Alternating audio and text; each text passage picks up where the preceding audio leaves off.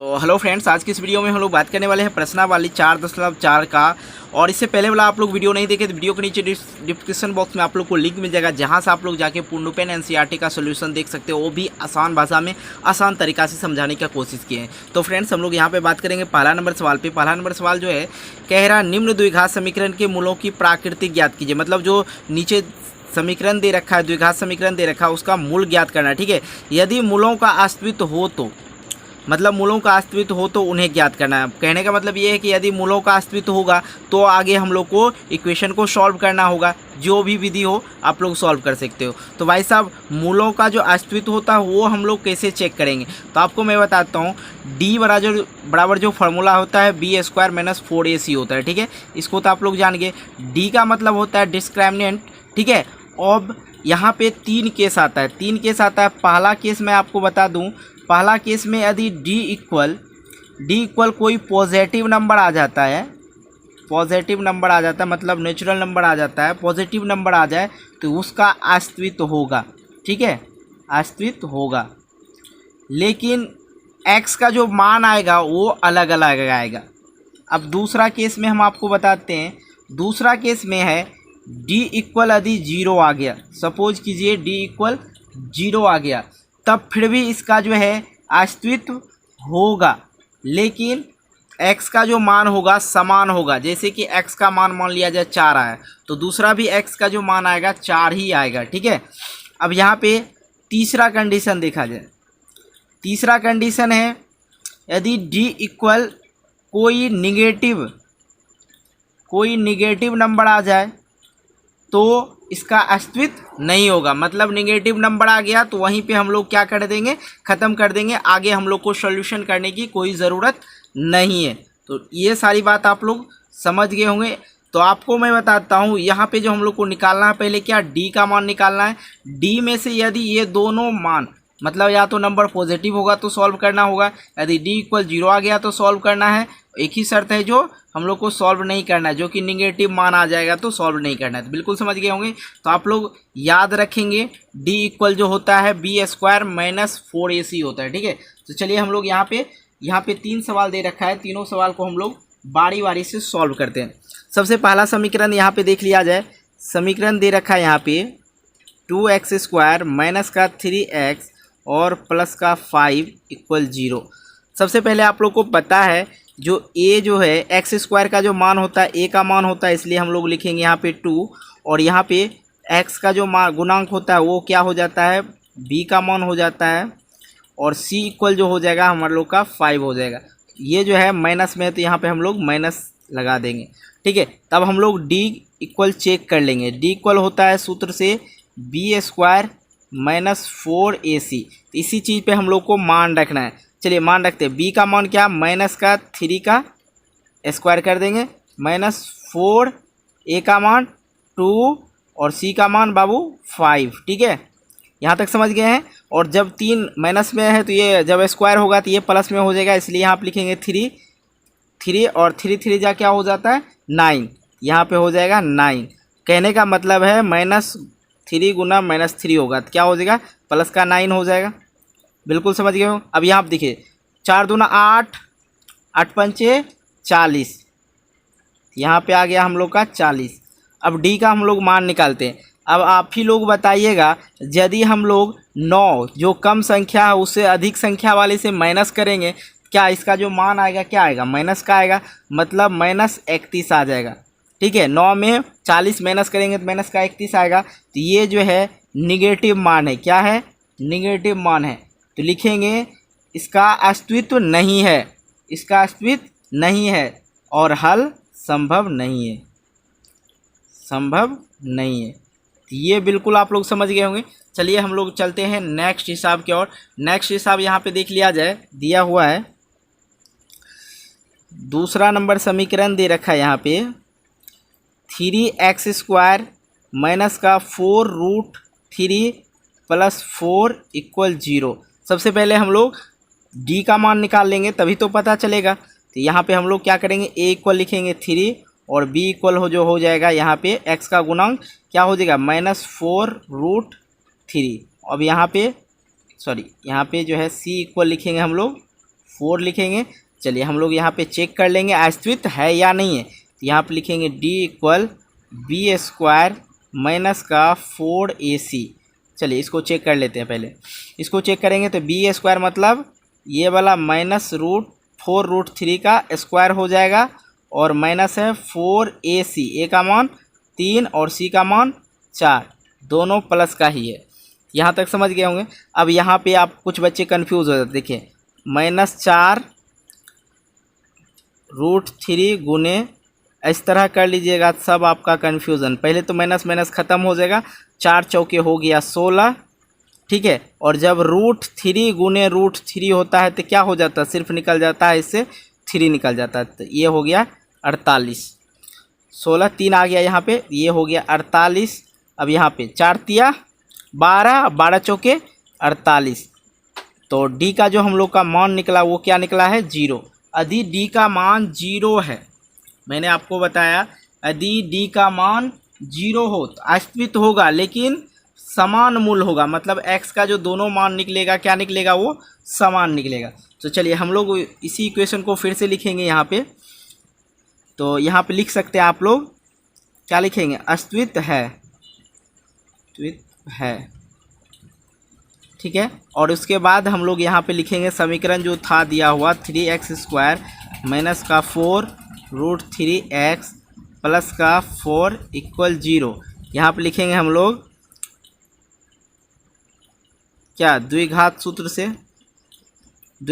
से ही इसको हम लोग हल कर लेते हैं तो बेटर होगा।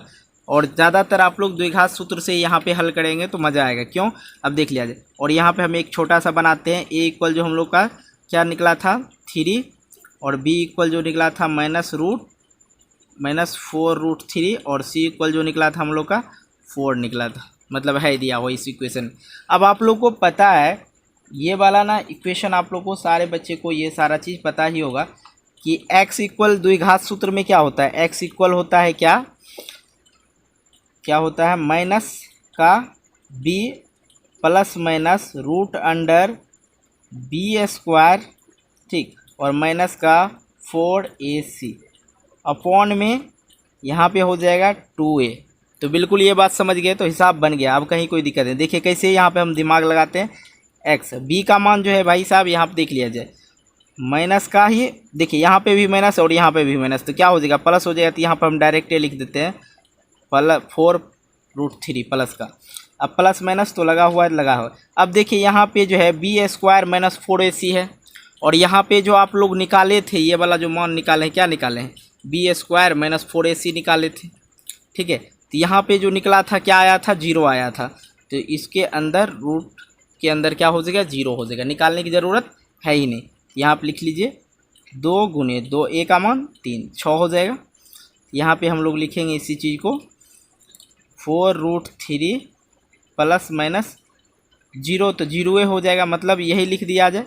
और ये हो गया 6, ये क्या हो जाएगा, 2 दूना 4, 2 तिया 6, मतलब 2√3 और नीचे में 3, ये आ गया। अब ये जो है x का मान आ गया, एक बार प्लस में और एक बार माइनस में लिख दीजिए, तो ये आप लोग का इक्वेशन है, सही आंसर हो जाएगा बिल्कुल। तो कुछ बच्चे का आंसर जो नहीं मिल रहा होगा तो यहाँ पे रूट लगा दीजिए और इसको भी ऊपर से रूट मल्टीप्लाई कर दीजिए, तो बाकी मैं एक बार करके दिखा देता हूँ। जैसे यहाँ पे निकला है 2√3 और यहाँ पे 3 दिया हुआ है, तो इसको आंसर पुराना है तो 3 से यहाँ पे √3 से मल्टीप्लाई कर दीजिए और यहाँ पे 3 से मल्टीप्लाई, ये 3 जो है ख़त्म हो जाएगा, मतलब आ जाएगा 3 6 और यहाँ पे 3 आ जाएगा। तो इस तरह से भी आंसर आ जाएगा। तो चलिए हम लोग देखते हैं तीसरा नंबर सवाल। नंबर इक्वेशन में देखिए दिया है 2x² माइनस का 6x प्लस का 3 इक्वल 0। सबसे पहले हम लोग यहाँ पे लिखेंगे a इक्वल क्या हो जाएगा 2, b इक्वल क्या हो जाएगा हम लोग का माइनस का 6 और c इक्वल हो जाएगा प्लस का 3। तो हम लोग यहाँ पे निकालते हैं d इक्वल जो होता है b² माइनस 4ac होता है, ठीक है, आप लोग को भी पता है। चलिए हम लोग पहले d का मान फाइंड कर लेते हैं। यहाँ पे b का मान क्या है, माइनस का 6 का स्क्वायर माइनस 4ac, 4 a का मान 2 और c का मान 3, ठीक है, यहाँ तक समझ गए। अब देखिए -6 गुने -6 होगा तो क्या हो जाएगा, प्लस का 36 हो जाएगा। देन हम लोग लिखेंगे यहाँ 36 माइनस 4 दूना 8, 8 तिया 24 आ गया इसका 24, और इसको जब हम लोग माइनस करेंगे तो क्या आ जाता है 12। तो डी इक्वल जो हम लोग का आ गया पॉजिटिव मान, वो भी 12 आ गया।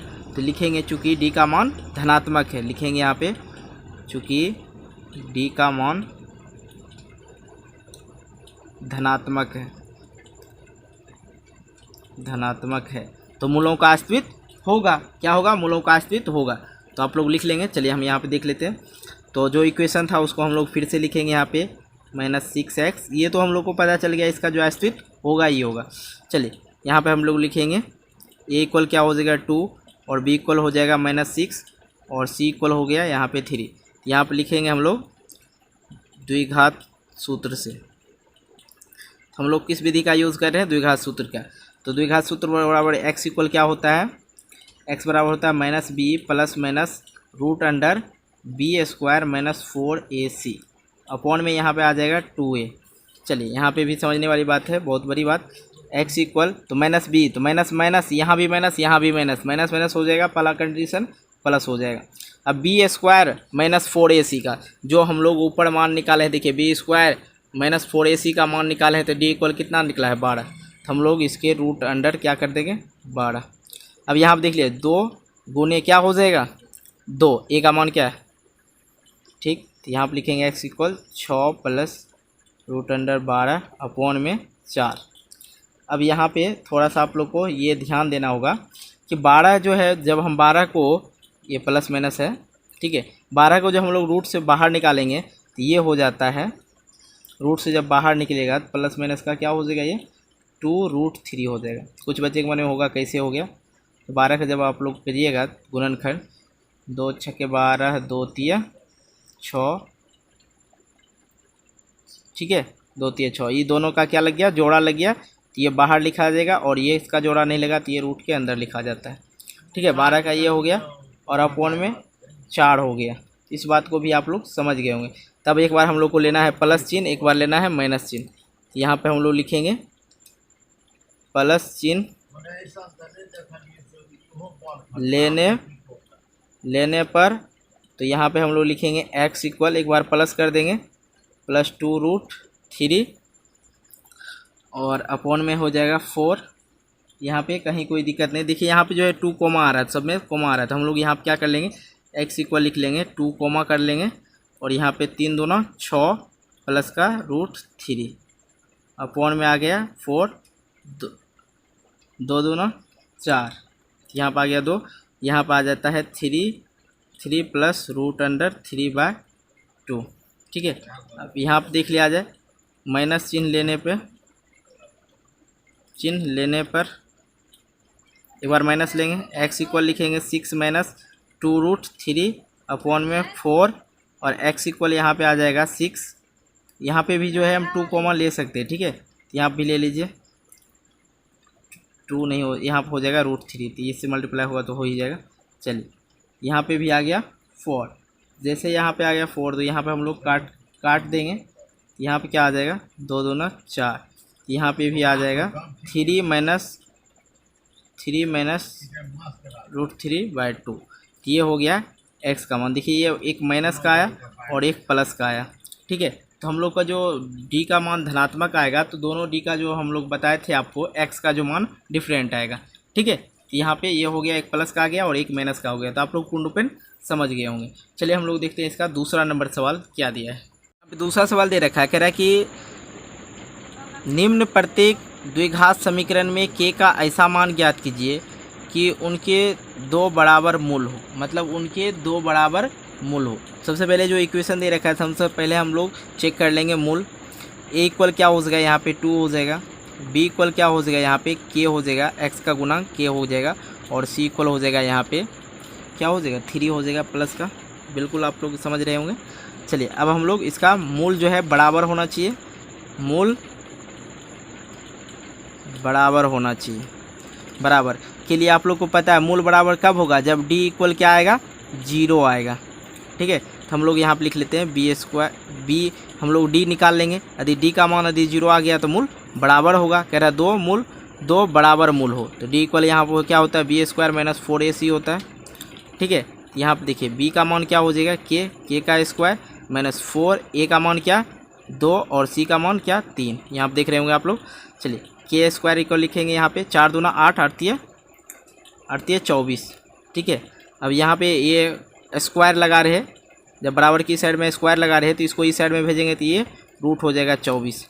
जब 24 को रूट से हम लोग बाहर निकालेंगे तो क्या आ जाता है 2√6 आ जाता है। तो अब यहाँ पे देख लिया जाए, यहाँ पे हम लोग क्या कर लेंगे ये देख लीजिए। यदि आप लोग ये इसे कैसे निकालते हैं ये देख लीजिए। 24 2 12 2 6 2 3, अब देखिए ये 2 का जोड़ा लगा, ठीक है, और ये 2 3 का नहीं लगा, तो 2 आ गया बाहर और इस दोनों को कर लिए रूट के अंदर। ये बिल्कुल समझ गए। तो मतलब यहाँ पे कह रहा था कि डी इक्वल 0 आना चाहिए, डी इक्वल तो 0 नहीं आया है। आप लोग का आंसर हो गया। यहाँ पे जब रूट लगता है तो प्लस माइनस आ जाता है, तो यहाँ पे प्लस माइनस लगा दीजिए। ये हो गया आप लोग का आंसर। चलिए हम लोग इसका देख लेते हैं दूसरा नंबर सवाल। दूसरा नंबर सवाल में दे रखा है यहाँ पे कह रहा है के एक्स और यहाँ पे x - 2 प्लस का 6 इक्वल 0। चलिए दूसरा नंबर सवाल को हम लोग इसी तरह सॉल्व करते हैं। सबसे पहले हम लोग लिख लेंगे यहाँ पे a इक्वल क्या हो जाएगा, a का जो मान होगा यहाँ पे वो आप लोग को ध्यान देना होगा। नहीं, इससे पहले हम लोग इसको सॉल्व कर लेना चाहिए, ठीक है। के मल्टीप्लाई में कर लेंगे के एक्स, तो क्या हो जाएगा के, तो के की जगह के एक्स गुने एक्स स्क्वायर हो जाएगा, माइनस यहाँ पे क्या हो जाएगा 2kx हो जाएगा। जब इसको इससे मल्टीप्लाई करेंगे प्लस का 6 इक्वल 0, ठीक है। ये आ गया द्विघात समीकरण के फॉर्म में। तब हम लोग लिखेंगे यहाँ पे a इक्वल के और b इक्वल क्या लिखेंगे 2k और c इक्वल क्या लिखेंगे 6 लिखेंगे, ठीक। अब हम लोग को निकालना क्या है, d निकालना है। d इक्वल होना चाहिए 0 जो मूल के बराबर है, मूल बराबर है, ठीक है, मूल बराबर है। चलिए हम लोग यहाँ पे लिखेंगे d इक्वल होता है b स्क्वायर माइनस का 4ac इक्वल 0। तो चलिए हम लोग यहाँ पे कर लेते हैं। b का मान क्या है, b का मान है 2k का स्क्वायर माइनस 4ac, 4 की जगह 4, a का मान k और c का मान 6। चलिए 2 दूना 4 हो जाएगा, 2 का स्क्वायर करेंगे 4 हो जाएगा, k की जगह पे k ही रहेगा स्क्वायर में ही। अब माइनस देख लीजिए यहाँ ये जो है जब मल्टीप्लाई होगा 24 के आ जाएगा, 6 चौके 24 और k मल्टीप्लाई 24 के। अब यहाँ पे देख लिया जाए तो हम लोग यहाँ पे क्या करेंगे, ये गुना में है तो इधर जाके भाग में हो जाएगा। तो एक के जो है हम लोग इधर लेके चले आते हैं, साथ में इसका भी के आ जाएगा। तो क्या हो जाएगा 24k बटे 2 दूना 4, ये 4 आ जाएगा इधर, तो 6 चौके 24, ठीक है, और के तो के 6 चौक 24, तो 6k इसका आंसर आ गया। प्लस माइनस कर दीजिए, तो ये आप लोग का आंसर हो गया 6k। तो अच्छी तरह से आप लोग समझ गए होंगे। देखते हैं हम लोग इसका तीसरा नंबर सवाल। तीसरा नंबर सवाल देखा जाए, तीसरा नंबर सवाल कह रहा है क्या एक ऐसी आम की बगिया बनाना संभव है जिसकी लंबाई चौड़ाई से 2 गुना हो तो उसका क्षेत्रफल 800 मीटर स्क्वायर हो, यदि है तो उनकी लंबाई और चौड़ाई ज्ञात करें। सबसे पहले हम लोग लिखेंगे जो पूछ रहा है, जो नहीं दिया गया, जैसे कि माना कि क्या लिखेंगे, चौड़ाई और लंबाई पूछ रहा है तो हम लोग लिखेंगे माना कि बगिया का चौड़ाई क्या मान लेंगे x और लंबाई जो है क्या कह रहा है लंबाई चौड़ाई से 2 गुनी हो, लंबाई जो है चौड़ाई से 2 गुनी, तो यहाँ क्या हो जाएगा 2x। अब देखिए पूरा बात क्लियर है तो आप सीधी सी बात समझिए। देखिए यदि ये चौड़ाई जो है x है, यहाँ पे देखिए x है, चौड़ाई क्या है x है और ये 2x है, मतलब इसके 2 गुने हैं, तो ये क्या बन रहा है, क्या शेप बन रहा है, आकृति जो बन रहा है वो आयत का बन रहा है। सिंपल से यहाँ पे हम लोग लिखेंगे आयत का क्षेत्रफल बराबर क्या दे रखा है, यहाँ पे 800 मीटर स्क्वायर दे रखा है, ठीक है। आयत का क्षेत्रफल बराबर क्या होता है, सबको पता है, लंबाई गुने चौड़ाई होता है, बराबर 800 दिया है तो 800 लिखेंगे, ठीक है। तो लंबाई चौड़ाई जो हम लोग को पता है, लंबाई क्या है 2x है, गुने का क्या है चौड़ाई क्या है x है, और यहाँ पे हो जाएगा 800। देन हम लोग यहाँ पे क्या कर लेंगे, ये x गुना 100 2x गुना होगा तो क्या हो जाएगा 2x² हो जाएगा इक्वल का 800 मीटर स्क्वायर हो जाएगा।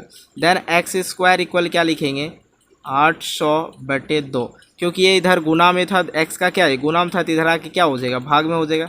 ये ख़त्म हो गया, 400 मीटर स्क्वायर बच गया।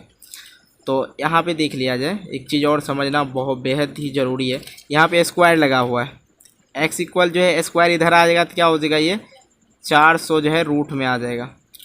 तो 400 रूट से जब हम लोग बाहर निकालेंगे तो क्या हो जाएगा 20 हो जाएगा। आप लोग को पता है, क्योंकि 20 गुने 20 क्या हो जाता है 400 हो जाता है, ये आप लोग को पता ही होगा। यहाँ पे x का वैल्यूज़ क्या निकल गया, हम लोग को निकल गया 20, मतलब चौड़ाई हम लोग को पता चल गया। चौड़ाई क्या पता चल गया हम लोग को, यहाँ पे देखिए x माने थे तो यहाँ पे लिख दीजिए चौड़ाई क्या निकल गया हम लोग का 20 निकल गया। अब हम लोग बात करते हैं लंबाई पे। लंबाई हम लोग रखे थे 2x, मतलब 2 गुने x, 2x का मान क्या 20, तो 20, तो चौड़ाई जो है लंबाई जो निकल के आ गया 40। यही पूछ रहा था, तो आप लोग समझ ही गए होंगे। चलिए हम लोग देखते हैं चौथा नंबर सवाल। चौथा नंबर सवाल यहाँ पे कह रहा है क्या निम्न स्थिति संभव है, यदि है तो उनका वर्तमान आयु ज्ञात कीजिए। ठीक है, 2 मित्र की आयु का योग जो दिया है 20 वर्ष दिया है। 4 वर्ष पूर्व उनकी आयु का जो है गुणनफल था 48 था। ठीक है, तो इसी चीज़ को हम लोग को सॉल्व करना है। सबसे पहले जो पूछ रहा है, क्या पूछ रहा है, आयु पूछ रहा है, तो हम लोग लिखेंगे माना कि एक मित्र का वर्तमान आयु क्या मान लेंगे x मान लेंगे। अब यहाँ पे देखिए दूसरा मित्र के लिए, ठीक है, देखिए यदि हम लोग x माने हैं और दूसरा के लिए हम लोग प्लस का y मानते हैं, क्योंकि देख लीजिए आप पूरा बात आप लोग यहाँ समझिएगा तभी आप कहिएगा ना। देखिए पहला के लिए हम लोग x माने, यदि दूसरा के लिए जो हम लोग मानेंगे, कह रहा 2 मित्रों की आयु का योग, मतलब दूसरा हम लोग मान लिए यहाँ पे y इक्वल योग जो है, मतलब x + y इक्वल क्या दिया है, दोनों का योग 20 दिया है। ठीक है, इस बात को समझ रहे हैं। तो यदि हम लोग यहाँ पे y का जो मान निकालेंगे, मतलब दूसरा दोस्त का मान निकालेंगे, y इक्वल क्या लिखेंगे 20 है, ये इधर जाके x जो है प्लस में इधर बराबर की साइड में आएगा तो माइनस का x हो जाएगा। मतलब y इक्वल की जगह पर हम लोग क्या लिखेंगे 20 - x लिख सकते हैं। कहिएगा जी सर, बिल्कुल लिख सकते हैं, क्योंकि हम आपको बहुत ही शानदार तरीका बताने वाले हैं। अब देखिए यहाँ पे दूसरा एक और बात कह रहा है, 4 वर्ष पूर्व उनकी आयु का गुणनफल दे रखा कितना 48, 4 वर्ष पहले। पहला कंडीशन तो ये है 4 वर्ष पूर्व, तो यहाँ पे हम लोग पहला जो आयु है हम लोग का क्या हो जाएगा, पहला दोस्त का x - का 4 हो जाएगा, कहिएगा जी। और कह रहा है गुना, ये पहला दोस्त हो गया। अब दूसरा दोस्त के लिए हम लोग लिखे हैं 20 - x, दोनों का गुणनफल जो दे रखा है क्या दे रखा है 48 दे रखा है। यहाँ तक समझ गए तो कहीं कोई दिक्कत नहीं। अब यहाँ पे बात आता है, इसको थोड़ा सा हम लोग, चलिए ये -4 होगा, सॉरी क्यों होगा, क्योंकि इसमें भी 4 साल पहले की बात हो रहा है, 4 साल पहले, इस यहाँ समझ गए होंगे 4 साल पहले की बात हो रहा है, यहाँ तो -4 करना है ना। तो यहाँ पे लिखेंगे x - 4 गुने का, यहाँ पे ये 4 माइनस हो जाएगा तो क्या हो जाएगा 16 हो जाएगा, 16 - x हो जाएगा इक्वल का 48। बिल्कुल समझ गए होंगे।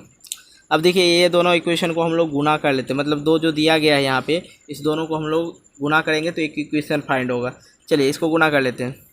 16 गुना x 16x माइनस x गुना x² प्लस माइनस था तो प्लस माइनस ही होगा।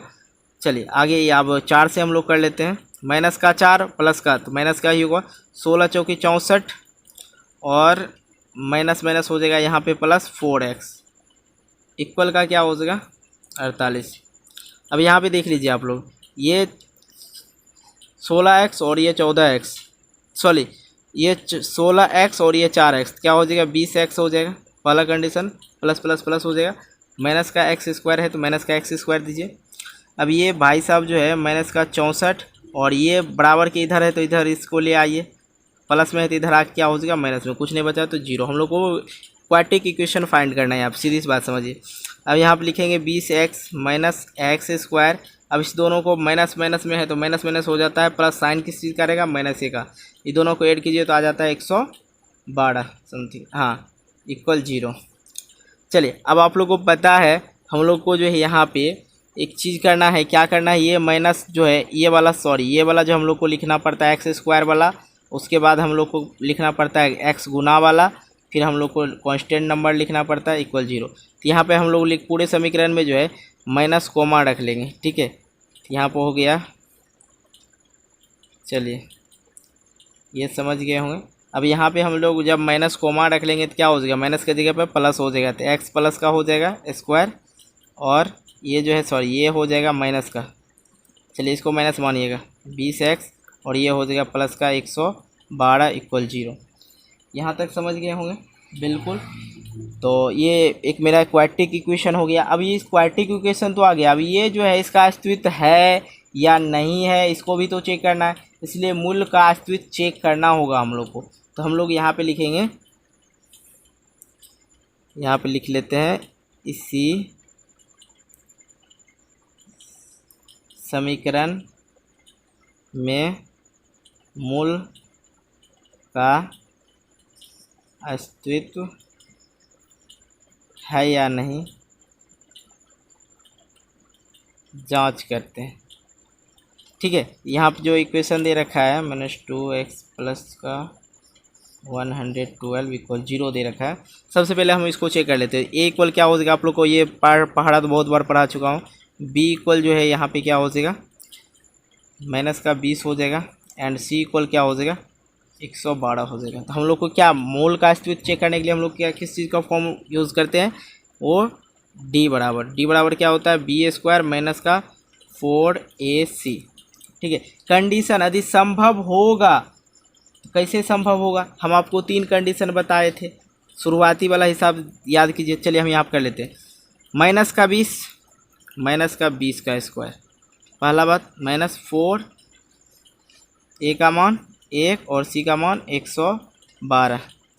चलिए देख लेते हैं, जब 20 गुने -20 कीजिएगा तो क्या आ जाता है 400 आ जाता है, ठीक है। माइनस माइनस कैंसिल हो जाता है, तो यहाँ पर लिखेंगे 400। अब 4 गुने 4 तो 4 हो जाएगा, तो इसको अब हम लोग 4 दूना 8, 4 एकम 4, 4 एकम 4, तो यहाँ पे जो आ गया माइनस का 48 आ गया। ये देख लीजिए, ये जो है डी का मान जब माइनस में आ जाए तो उसका अस्तित्व होगा, जी बिल्कुल ही नहीं होगा, क्योंकि जब माइनस ऋणात्मक मान आ जाता है तो उसका अस्तित्व नहीं होगा, और इस 4 नंबर का जो आंसर भी होगा नहीं। तो यहाँ पे लिख देंगे नहीं, संभव नहीं है, ठीक। तो चलिए हम लोग देखते हैं 5वां नंबर सवाल, देख लेते हैं 5वां नंबर सवाल, जो कि इस चैप्टर का लास्ट सवाल है। तो यहाँ पे कह रहा है 5वां नंबर सवाल देखिए, क्या परिमाप 80 मीटर तथा क्षेत्रफल 400 मीटर स्क्वायर के एक पार्क को बनाना संभव है, यदि है तो उसकी लंबाई और चौड़ाई ज्ञात कीजिए। तो सबसे पहले हम लोग को तो पता नहीं यार संभव है या असंभव है, सबसे पहले तो हम लोग को ट्रायल जरूर करना है। सबसे पहले हम लोग यहाँ पे लिखेंगे जो पूछ रहा है उसकी लंबाई और चौड़ाई, तो यहाँ पे लिखेंगे माना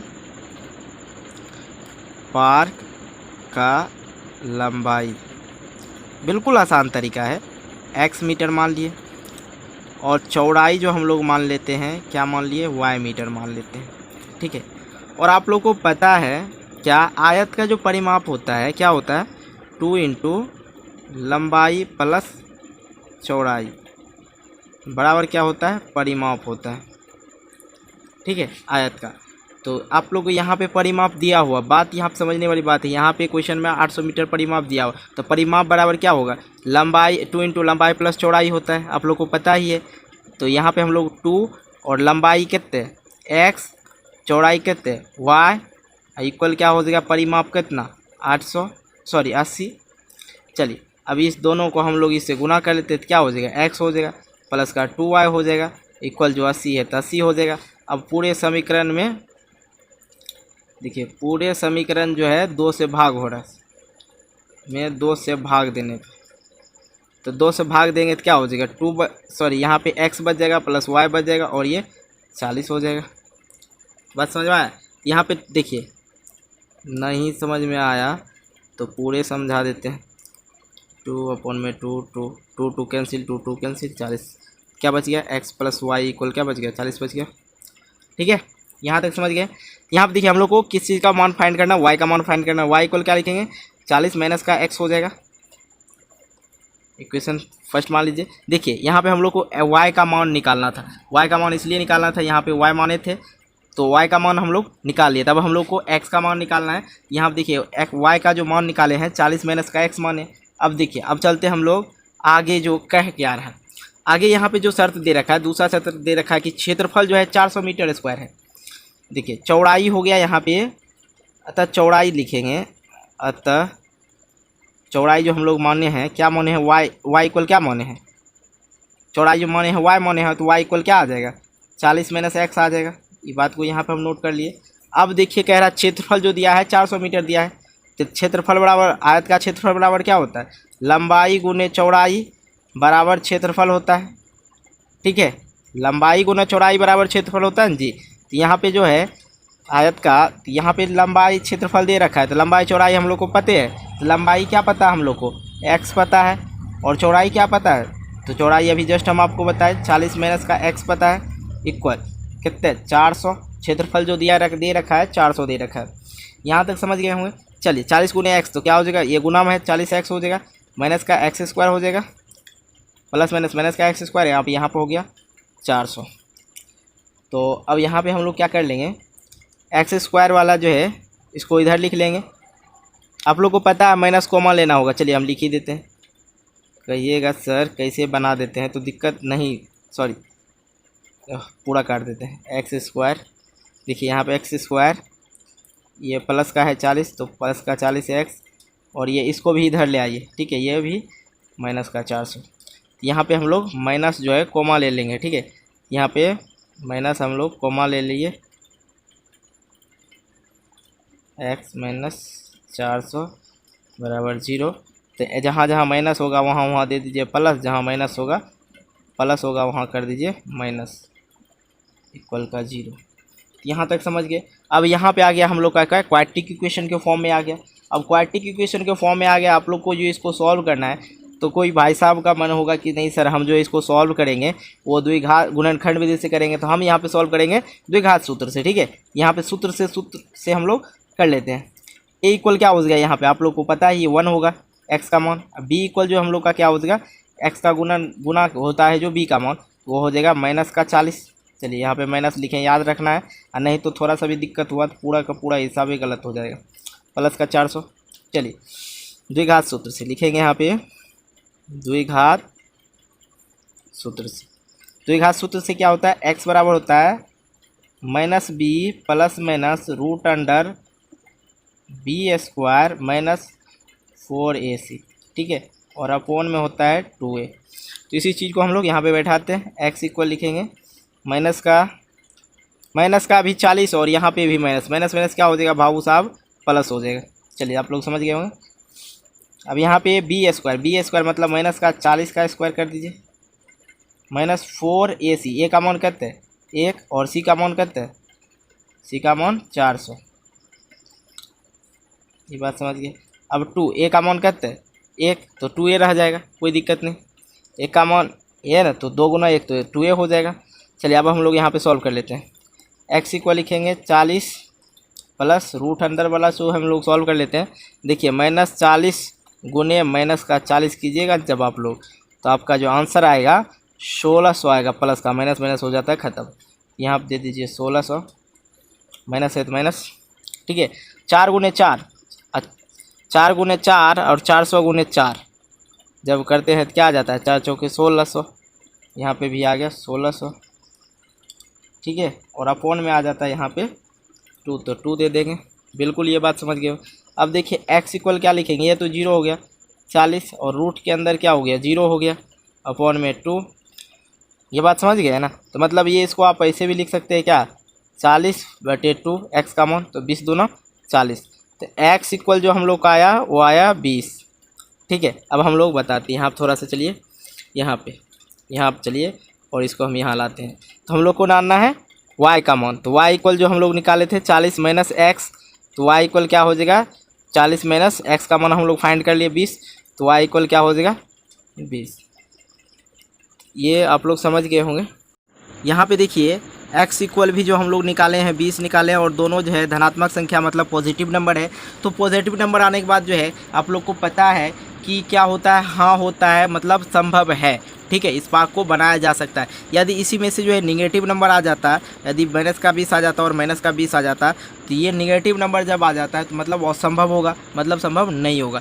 यदि वीडियो अच्छी लगी वीडियो को लाइक करना, दोस्तों के साथ शेयर करना, चैनल को सब्सक्राइब करके नोटिफिकेशन बेल को प्रेस कर देना ताकि आपको नए नए वीडियो का नोटिफिकेशन समय पर मिलता है। मिलते एक नई वीडियो को लेकर, तब तक के लिए बाय बाय, जय हिंद जय भारत।